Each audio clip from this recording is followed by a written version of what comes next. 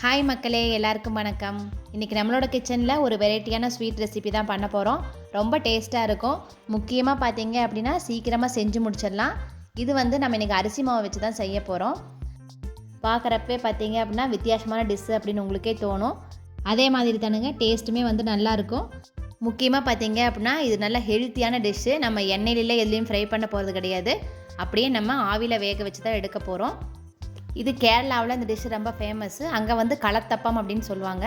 வாங்க இப்போ இது எப்படி பண்ணுறது அப்படிங்கிறத பார்த்துடலாம். இதுக்கு மெயினாக பயன்படுத்துகிற அரிசி பார்த்தீங்க அப்படின்னா பச்சரிசியில் தான் செய்ய போகிறோம். பச்சரிசி ஒரு டம்ளர் எடுத்துகிட்டு அதை நல்லா கழுவிட்டு ஒரு 2லேருந்து 3 மணி நேரம் ஊற வச்சுக்கோங்க. இப்போ இந்த ஊறின அரிசியை நம்ம நல்லா நைஸாக அரைச்சி எடுத்துக்க போகிறோம். அந்த ஊற வச்ச தண்ணியெல்லாம் இருத்துட்டு இப்போ எல்லாத்தையுமே நம்ம மிக்ஸி ஜாரில் சேர்த்துக்கலாம். நான் இன்றைக்கி எடுத்துக்கிற அரிசியோட அளவு பார்த்தீங்க அப்படின்னா 200 கிராம் டம்ளரில் தான் எடுத்திருக்கேன். உங்களுக்கு எந்த அளவுக்கு வேணுமோ அந்த அளவுக்கு நீங்கள் டம்ளர் எடுத்துக்கோங்க. ஆனால் எந்த டம்ளரில் எடுத்தீங்க அப்படின்னாலுமே அதே டம்ளரில் தான் வெல்லமும் சேர்த்துக்கணும். 200 கிராம் அரிசிக்கு நான் இன்றைக்கி ஒரு 2 டேபிள் ஸ்பூன் அளவுக்கு வெள்ளை சாப்பாடு சேர்த்துருக்கேன். வேக வச்ச சாப்பாடு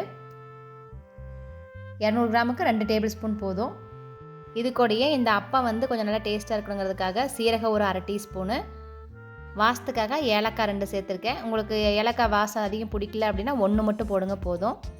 இதில் இப்போ நான் ஒரு 3/4 டம்ளர் அளவுக்கு தண்ணி ஊற்றிட்டு நைஸாக அரைச்சி எடுத்துக்க போகிறேன். 200 கிராம் டம்ளரில் 3/4 டம்ளர் அளவுக்கு தண்ணி ஊற்றிருக்கேன். இது நல்லா நைஸாக அரைச்சாச்சு. இப்போ இது ஒரு பவுலுக்கு மாற்றிடலாம். இதுக்கு தண்ணியோட அளவுலாம் பார்த்தீங்க அப்படின்னா நம்ம தோசை மாவு பதத்தை விட இன்னும் கொஞ்சம் கூடுதலாக கூட இருக்கலாம். ரொம்ப கெட்டியாக இருக்கணும் அப்படின்னு அவசியம் இல்லை. தண்ணியாட்டு இருந்தால் தான் இந்த அப்பம் நல்லா வரும். அடுத்து வெள்ளை கரைசல் ரெடி பண்ணிக்கலாம். வெள்ளத்தை நல்லா பொடி பண்ணிவிட்டு இந்த 200 கிராம் டம்ளரில் 1 டம்ளர் அளவு சேர்த்துருக்கேன். இன்னும் கொஞ்சம் இனிப்பு கூடுதலாக வேணும்னு நினச்சிங்கன்னா 1.25 டம்ளர் போட்டுக்கோங்க. இதுக்கு தண்ணி பார்த்தீங்க அப்படின்னா 1/2 டம்ளர் அளவுக்கு தண்ணி ஊற்றிட்டு நல்லா கொதிக்க வச்சு எடுத்துக்க போகிறோம். இதுக்கு பாகுபதம் வரணும் அப்படிங்கிற அவசியம்லாம் இல்லை. அதனால் வெள்ளை கரைஞ்சி வந்துச்சு அப்படின்னாலே போதும். நம்ம எடுத்து மாவு கூட மிக்ஸ் பண்ணிக்கலாம். இந்த சின்ன சின்ன கட்டிகள்லாம் கரைஞ்சி வெள்ளை நல்லா கொதிச்சு வந்துருச்சு பாருங்கள். இந்த அளவுக்கு நல்லா கொதிச்சு வரணும். இதில் மண் கல் தூசெல்லாம் இருக்கும். அதனால் நம்ம வடிகட்டிட்டு சேர்த்துக்கலாம். இதுக்கு வெல்லம் சேர்த்தாலும் சேர்க்கலாம். நீங்கள் நாட்டு சக்கரை வீட்டில் இருந்துச்சுனாலும் அது கூட யூஸ் பண்ணிக்கலாம்.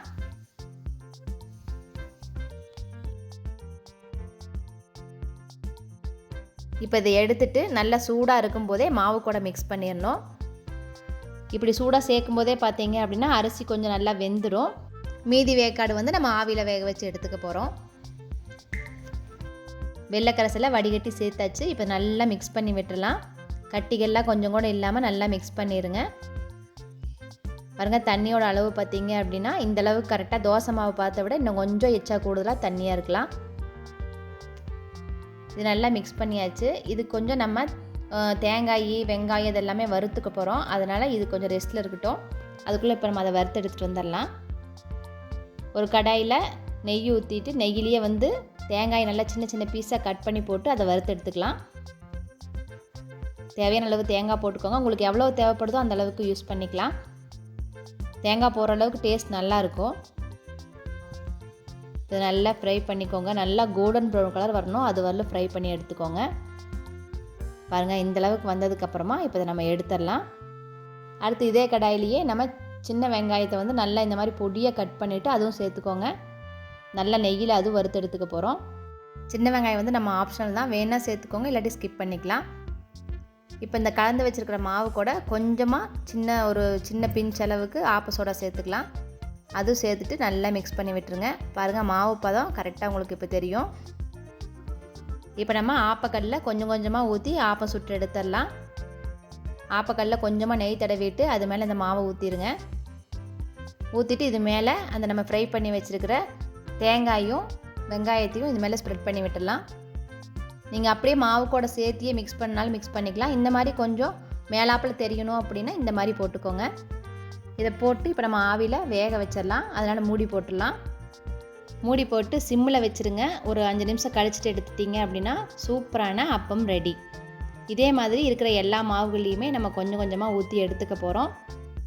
முக்கியமாக இது மினி களத்தப்பம்னு சொல்லுவாங்க. இதவே நீங்கள் ஃபுல்லாக குக்கரில் போட்டு வேக வச்சிங்க அப்படின்னா களத்தப்பம் அப்படின்னு பெருசாக நம்ம அப்படியே கேக் மாதிரி வெட்டி சாப்பிட்டுக்கலாம். இது கொஞ்சம் ஈஸியான மெத்தடு. அதனால் நீங்கள் இதை ட்ரை பண்ணி பாருங்கள். ரொம்ப ரொம்ப நல்லா டேஸ்ட்டாக இருக்கும். நம்ம கேக் செய்கிற மாதிரி தான், கேக் டேஸ்ட்டுலாம் வரும். அரிசி கேக் எப்படி இருக்குதோ அந்த மாதிரி தான் இருக்கும்.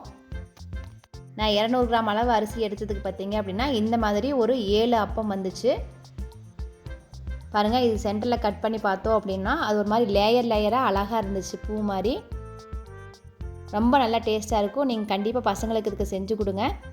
ஸ்கூல் விட்டு வர பசங்களுக்கு இந்த மாதிரி டிஃப்ரெண்ட்டான ஸ்நாக்ஸ் செஞ்சு கொடுத்தீங்க அப்படின்னா ஹெல்த்தியாகவும் இருக்கும், அவங்களும் நல்லா விரும்பியும் சாப்பிடுவாங்க. ஓகே ஃப்ரெண்ட்ஸ், இந்த வீடியோ உங்களுக்கு பிடிச்சிருக்குன்னு நினைக்கிறேன். பிடிச்சிருந்துச்சு அப்படின்னு நம்ம சேனலை மறக்காமல் சப்ஸ்கிரைப் பண்ணுங்கள். உங்களுக்கு பிடிச்சவங்களுக்கு ஷேர் பண்ணுங்கள். உங்களை அடுத்த ஒரு நல்ல வீடியோவில் சந்திக்கிறேன். தேங்க்யூ.